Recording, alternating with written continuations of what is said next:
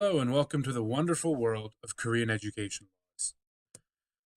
The main framework of the education laws in South Korea is called the Framework Act on Education, which began enforcement in June of 2008.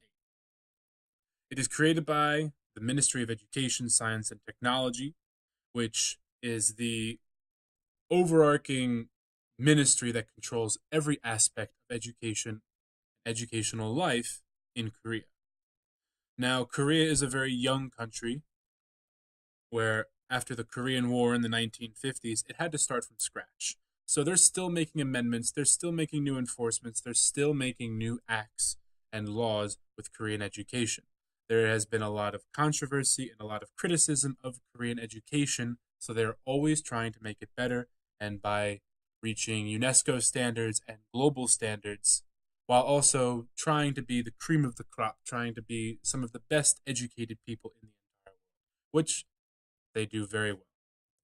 The first act I want, or the first article I want to talk about is Article 4, Equality Opportunity of Education. Most developed countries have an article like this in their education laws, where no citizen shall be treated with discrimination based on sex, religion, their faith, their race, their social standing, their economic status, or their physical conditions. There's a huge difference between this article working in South Korea and this article working in, say, America, because in Korea it's very homogenous. You never ever find somebody who isn't 100% full blooded Korean in a school. The entire class is created, consists of Koreans. You won't find anybody from other backgrounds in school, especially on the island we live in.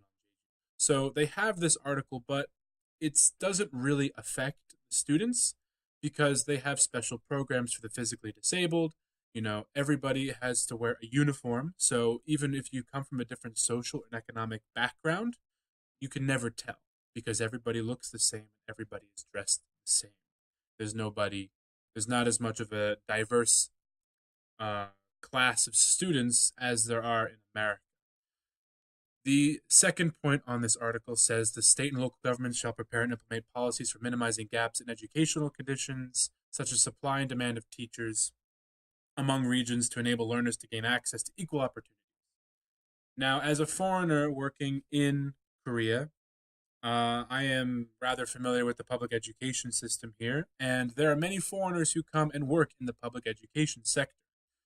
And what there's a one major I guess, downfall to that is that you don't pick where you go if you apply for the public education system. If you want to be a teacher in the public schools, you have to do it through this program called EPIC.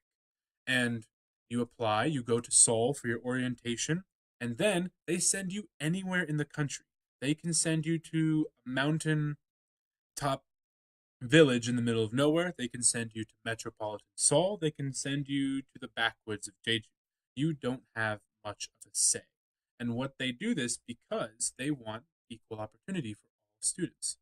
Also, if one school has some of the best teachers in Seoul, let's say 10 of the best teachers in Korea are in this one school in Seoul, they're going to split those teachers up and they're going to want to send them to other regions in Korea so that everybody has equal opportunity. They want everybody to be on the same level so that no school has a leg up on somebody else. Everybody's learning the same material at the same level, at the same pace, so that there doesn't become this disparity between different groups of students.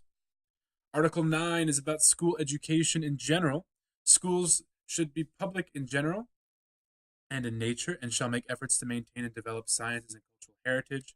Korea is an extremely cultural country and extremely homogenous. They have a lot of pride in their culture, so of course they're going to try to make that relevant in school. They learn a lot about their history. It's heavily rooted in Confucianism, even to this day, where the scholar and the teacher is at the head of the school, and all of the subordinates and students, what the teacher says is law, and they teach this to the students. It's part of their culture. School education shall be performed with an emphasis on education of the whole person, including the development of creativity and the cultivation of human nature of students. They want their students to be good people. They want them to be a good human, and they want creativity. which is severely lacking in Korea, where everything is so cut and dry. There's only one way to do something, and that's how it's been for a long time. The teacher says to do this problem one way. That is the only way they're going to learn how to do it, and that's the only way they're going to accept how to do it. So, what they're trying to do is to boost the development of creativity and have more abstract thought. They're trying to implement more fine arts and music programs to kind of stimulate the students' creativity, which I think is very important because that is very prevalent in Europe and the Americas, while Korea definitely has a lot of more room for improvement. Article 14 is about school teachers. Professionalism of teachers in school and education shall be respected. Economic and social status of school teachers shall be privileged, and their status shall be guaranteed. No matter what background you come from, as long as you have the qualifications, your status as a teacher shall be guaranteed. So school teachers shall make efforts to improve their characters and qualities as educators, which this is extremely important. The students are learning, but this article says that the school teachers should also be learning at the same time. It is a learning experience for everybody involved, and school teachers definitely need to make the effort to become a better teacher, be better for the students, and be better individuals themselves. Article 14 continued says that school teachers shall establish educational ethics as educators. Based on such ethics, guide ethics in learning and instruct knowledge in students. School teachers shall also not guide or instigate students for the purpose of supporting or opposing any particular political party or faction. They want to promote ethics. They don't want teachers to come in with a one-sided view and try to make students biased. Teachers should not be biased. They need to leave that out of the classroom. Everybody needs to learn both sides of the situation and come to a reasonable conclusion themselves. That is a huge part of learning, and that's important for teachers as well as students. It is really important to be unbiased so there will be less tension in the classroom and everybody is on the same page. Now, these are only a few articles from Korean education laws. There are a lot more included in the Framework Act on Education, but I found these to be very important and relatable to other countries, as most first world countries and UNESCO supported education systems have these basic articles and these basic rights for students and teachers and educators. Thank you very much.